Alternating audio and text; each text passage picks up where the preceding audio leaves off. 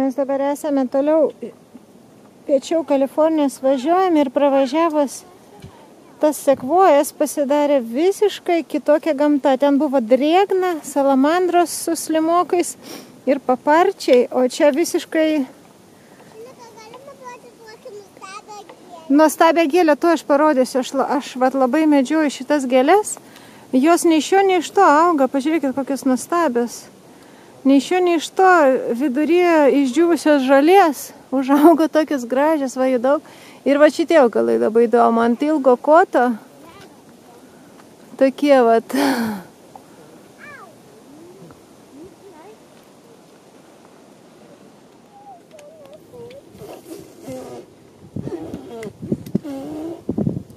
Va, kaip jinai atrodo gėlytė, jinai tokia kaip lelija.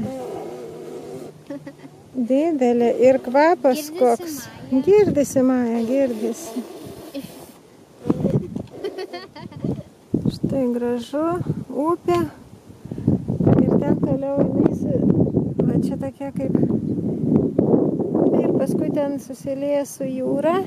Už to smėlio kasos yra jūra. O va čia vaikštinėje toks paukštis gražus. Gaila, iš jo negaliu daugiau pritraukti.